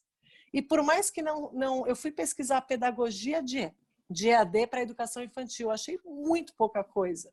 Talvez isso ainda não foi pensado, até porque a gente está começando, a gente vai começar agora um novo momento, eu acho, da história, né? Eu achava que o 11 de setembro ia ser o grande ponto de inflexão. E, na verdade, eu estou torcendo para que seja esse Covid mesmo, que a gente vai superar ele de forma, eu acho, grandiosa. O mundo vai superar isso e vai transformar isso em algo bom. É essa transmutação que eu tenho esperado, porque as minhas filhas estão prontas. As minhas filhas estão muito prontas. Elas se sentem muito felizes quando elas estão num Zoom ou num Hangouts com os colegas de classe. E elas trocam o que elas estão aprendendo, já que a escola não estava preparada e decretou férias, elas trocam o que elas estão aprendendo em casa. Então, o que aconteceu? Um novo tipo de solidariedade dentro do grupo de WhatsApp das mães, liderado pela ponta que está em casa agora, já que a escola decretou férias, de falar o quê? Vamos fazer então o bolo da Dona Coelha hoje? Vamos. E aí, isso é um aprendizado enorme. E elas vão para a cozinha e depois, no final do dia, a gente mostra isso e faz o sharing de tudo isso com todo o amor que pressupõe o processo de educação. De forma dinâmica, envolvendo inclusive os colegas de escola. Então, assim, como socióloga, como mãe, como pessoa, eu entendo que nada substitui a interação social. Nada. Mas eu acho que a gente tem uma inteligência a nosso favor que, se usada da melhor maneira possível, a gente vai conseguir entrar num equilíbrio que a gente consiga superar, por exemplo, eu sou o trânsito em São Paulo. E, ao mesmo tempo, também tenha os momentos de interação social que são indispensáveis. Não é mais EAD mesmo, não é o que eu dava aula na GV, não é o curso que eu já fiz também. É outra coisa que alguém vai nomear. Eu espero até que todos os senhores que estão aí façam parte desse processo de conceituação do que vai ser essa nova modalidade, porque não é nada do que, como a professora Suzane falou, eu lembro dela da GV, inclusive, como ela falou, não é EAD mais e não é homeschooling, é algo novo que precisa de um nome. Então, eu fico muito feliz de alguma forma, fazer parte desse fato social, desse momento histórico que vai trazer um novo paradigma, um construto enorme para a educação, e eu quero ver, como mãe, os produtos desse momento, que eu tenho certeza que vão ser bons frutos, porque as crianças estão preparadas, isso eu posso dizer. Os professores vão encontrar resistência? Sempre tem, não tem problema, mas é aquela coisa, a resistência tem a ver com medo e com a dificuldade, às vezes a insegurança de não conhecer. Conforme instrumentos como, por exemplo, até o Kitutor, que é fácil, intuitivo, desmistifiquem tudo isso, eu acho que a gente vai caminhar para um novo modelo de vida de cooperação. É o que eu de verdade estou pedindo mesmo aos deuses, às deusas do Olimpo, todos que eu quero que se juntem para que a gente supere isso da melhor maneira possível, e agradecer as falas de todo mundo, porque a gente nunca tem a ideia inteira, né? Sempre cada um tem um pedaço, e juntou muita coisa na minha cabeça, foi oportuno estar nessa discussão. Agradecer o tempo de vocês e parabenizar cada um por ter também dividido o seu tempo, o seu espaço num momento tão grandioso como esse. A gente é muito privilegiado de estar vivendo isso e estar conseguindo pensar sobre isso. Tem gente que está só assustada ainda. Obrigada. Essa é minha filha, viu, pessoal? Puxou o pai, hein? Muito melhor. Eu ia falar a mesma coisa, versão melhorada em algumas coisas, muito mais amplo o raciocínio. Você só fala de educação, ela fala de tudo. Eu queria pedir, André, se o Antônio, meu sócio, pudesse falar um pouquinho antes de finalizar. Eu acho que o professor Carlos quer colocar algo, talvez, que seja correlato. Isso é só uma parte aí, já que praticamente temos uma colônia grega aqui, né? Lembrar que a tecnologia, ela sempre foi para nós humanos, um instrumento de libertação, né? A primeira manifestação tecnológica que nós temos notícia é a do mito Prometeu, né? Prometeu, ele, de certa forma, quando ele se apropriou do fogo, que era privilégio dos deuses, e depois transferiu isso para o ser humano, isso teve um custo muito alto para Prometeu, né? E hoje nós nos beneficiamos de toda essa oportunidade. Então, entender que, aí na fala da Melina, né, que a tecnologia precisa ser entendida como um instrumento de libertação. Quer dizer, é só esse aparte, né? Já que nós estamos, como eu disse, quase que numa colônia aí, grega. Ela espera aí para vocês. É Fraristópoli. Então, vamos lá, o Antônio vai entrar? Não, pessoal, eu queria agradecer e só mostrar aqui pela tela eu falando com vocês. A Melina está falando em nomear essa nova era, né? E internamente é um privilégio trabalhar com Stavros, e a gente sempre fala do EAD. A gente fala do EAD não como educação à distância, a gente fala como educação com aproximação digital, né? E aí tem um desafio para vocês. Por exemplo, o que é mais à distância? A gente está numa palestra presencial com 300 pessoas, ou a gente está nessa sala aqui falando com Paulo Dias, que está lá em Portugal, tão longe da gente? Isso aqui, para mim, é muito mais presencial do que uma palestra que a pessoa está a 2, 3 metros, né? Inclusive, Paulo, a minha terra de origem também é Portugal. Eu também sou Dias, eu sou Dias Pinto, a gente deve ser um primo distante. Também estamos juntos. Eu queria só comentar uma coisa que a Kelly falou sobre o treinamento dos professores. A gente teve uma preocupação com o Kitutor, não sei se vocês repararam quando você entra numa sala de professores. Então, a gente disponibiliza essa mesma tela que o Stavros passou para todo mundo, que ele mostrou a tela que o aluno vê. Quando você entra como professor, você entra numa sala de professores. Então, toda a comunicação institucional fica resolvida, todo o treinamento dos professores fica resolvido nesse formato. E a gente tem tido experiências muito legais de um professor ajudar o outro. Então, ele pega um vídeo, de repente, do YouTube que ensina a iluminar melhor a gravação, o outro ensina a usar um software de gravação. Então, essa colaboração entre os professores tem sido fantástica, né? E na ponta, nos alunos, a gente tem experiências maravilhosas de 2 crianças numa casa, uma está estudando numa escola que tem o Kitutor e o outro não está. E o irmão fica vendo a menina usando e ele falando para pai e para mãe, eu quero estudar nessa escola aqui para poder usar isso aqui que é professor, né? Então, assim, a estrutura do Kitutor, uma coisa assim que eu acho muito importante também, essa estrutura de timeline que a gente resolveu usar, ela é uma estrutura muito democrática. A gente vive num país que as pessoas vão falar muito sobre problemas de infraestrutura. Quando você tem tudo reservado numa timeline, gravado em áreas de disciplina, aquele aluno que eventualmente não teve acesso a uma aula no momento porque a internet dele caiu ou a mãe estava usando o celular e ele não pôde usar o equipamento, se ele voltar no dia seguinte, esses conteúdos vão estar disponibilizados dentro dessa estrutura, né? Saiu aqui a tela, Stavros. A gente está vendo teu WhatsApp. Opa.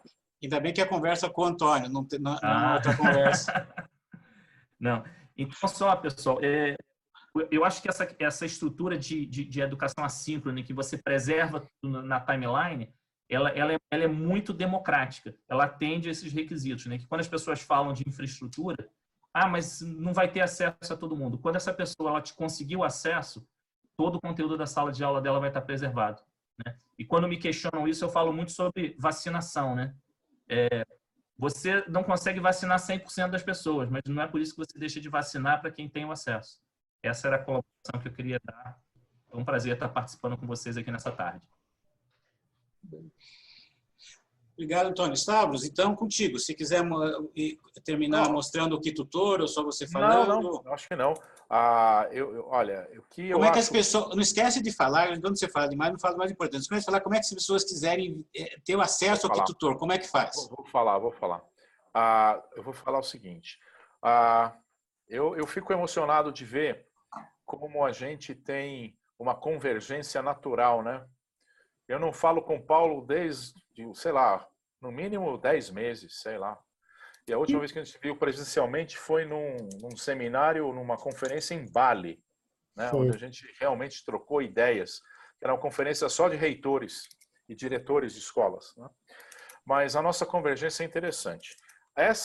Esse nosso conceito que a gente cunhou lá no KiTutor, que é educação ou ensino com ou por aproximação digital, nesse momento, essa atitude, onde a aproximação digital zerou as distâncias, é que entra a nova consciência do resgate, da solidariedade, da importância da participação da família, do pai com os filhos, né? A saudade que gera, aquilo que eu falei no início, de eu poder estar abraçando minha filha, dando um beijo nela, minhas netas e vice-versa, tá certo? Então, essa intimidade, olha o que eu faço. Eu vivo uma vida de afastamento físico e esse novo meio que zera a distância, que nos aproxima, permite a intimidade plena do núcleo das pessoas. Seja ela família, amigo, companheiro, não importa. Eu crio exatamente a rede que a gente tem, aquele desenho de rede social, ela ganhou uma nova configuração. É a origem da transmissão chegando nos núcleos. Que núcleos são esses? A família, os dirigentes das escolas, os psicólogos, os amigos, tá certo? Então percebam, mudou a função do núcleo no desenho da rede social, né? E, obviamente, que a criança, e o trabalho, por exemplo, que a Kelly faz, eu conheço, né, de colocar programação na mente da molecada, usando coisas lúdicas, tal, etc., não vão deixar de ir para a escola, não tenha dúvida nenhuma. Mas o que está acontecendo hoje é que os pais, como a minha filha falou, estão tendo consciência de que os filhos deles estão prontos para uma interação dessa. E essa interação precisa ser parcialmente introduzida na educação dessas crianças, eu não tenho dúvida. E no momento certo. Não sou eu que vou dimensionar isso. E o que o Paulo colocou para mim viu, André, são os grandes desafios desse momento. De como que a gente dá o apoio para o pai, com o filho, pai, professor enquanto pai, professor enquanto professor, tá certo? E tudo isso. E rompe-se o contexto temporal de como a gente deve seguir a vida. Ou seja, na minha opinião, inclusive como estudioso de engenharia de produção, né? O modelo taylorista-fordista, na sua essência, acaba. O que acontece agora é a combinação disso com a flexibilidade toda que a tecnologia vai trazer, né? Para mim foi um privilégio. Para quem quiser conhecer o KiTutor, é só me contactar direto. Ele não é um aplicativo aberto. Você tem que ter senha, tal, etc. Se vocês quiserem explorar, eu posso mandar para todos que participaram uma senha, um login e uma senha para que vocês naveguem na nossa base de demonstração e brinquem à vontade. Pode baixar o aplicativo KiTutor aqui, tá certo? E entrar com uma senha que vai dar para usar tranquilamente. Eu agradeço a participação. Paulo, foi uma honra grande você ter aceitado o convite e entrado para conversar conosco aqui, porque todos aprendemos de alguma forma, né? Queria agradecer mais uma vez a gentileza e a postura sempre de bate-pronto e educada do André, que é um grande amigo nosso também. Agradecer a participação de todos. Sabe, só um minutinho. Como você tem que ser o último a falar mesmo, porque você que chamou todo mundo, a Kelly pediu só para eu mostrar uma foto do projeto dela aqui, para mostrar o que coisa, então vou mostrar rapidamente, aí você encerra aqui, só um minutinho. Aqui. Eu estou na tela errada, agora fui eu aqui. Mais mal, eu trago para cá. Ok. Está aqui, quando a gente fala de computação, achei muito legal a entrevista da Kelly, porque ela ensina primeiro computação sem o computador. Ela desafiou os alunos a criarem um carro com peças. E esses carros, ela fez um carro de corrida usando várias peças. No final, eles acabam chegando no mesmo modelo, que é o modelo... Muito interessante. Muito bonito. Ou seja, ela ensina computação, primeiro usando não computação, depois vai para o computador. Kelly, você queria agradecer, pelo amor de Deus, já estamos muito tempo, tem que ser breve, mas eu deixo você dizer oi e depois o Stavros encerra. E como é que o pessoal vai conhecer teu trabalho? Um minuto. Claro, agradecer ao convite de estar aqui nessa sala de aula, muito bom. Feliz de rever o professor Paulo Dias, porque eu tive a oportunidade de conversar e conhecê-lo através da professora Beth Almeida, que foi minha orientadora lá na PUC, né? A plataforma maravilhosa que está apresentando, que eu, como professora, adoraria testar, sim, nas minhas aulas, com certeza. E o meu trabalho é o projeto Criara, onde eu trabalho com programação desplugada, com foco para desenvolver o pensamento computacional. Trabalho fundamentado na Base Nacional Comum Curricular, que é a 5ª competência, cultura digital. E eu convido vocês a conhecerem ele, tem um Instagram, seria muito interessante, Projeto Criar. Obrigado, André, obrigado a todos. Obrigado. Agora é contigo, Stavros, pode encerrar a conversa e vamos marcar outras.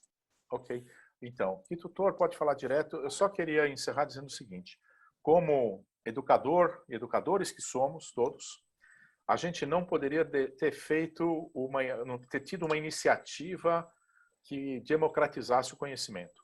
Então, a equipe nossa do Kitutor, Antônio, eu e o Vinícius, que é o nosso outro sócio, que é o nosso TI, né? Nós contratamos 35 professores,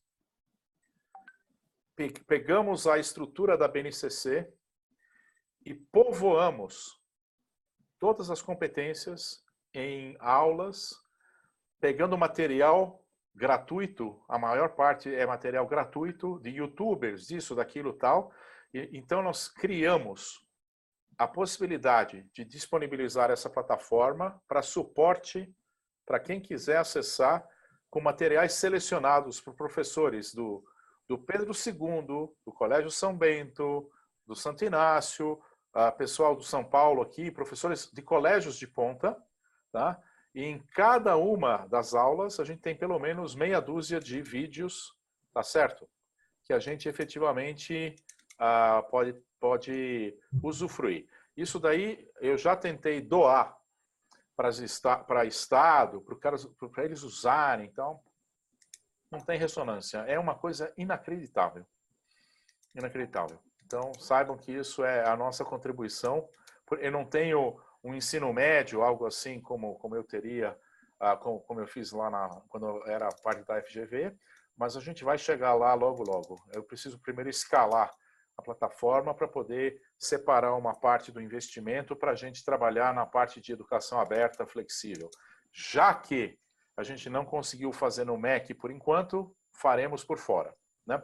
E eu só queria, se você me dá 30 segundos, você vai gravar isso, né? Estamos gravando, eu só vou editar, cortar o... Eu só queria desafiar, e agora é um desafio pessoal, todo aquele povo do PT durante a campanha, que me crucificou quando eu disse que eu iria introduzir tecnologias educacionais para acelerar a qualidade e a efetividade do Brasil entrar na era do século XXI na educação, tá certo?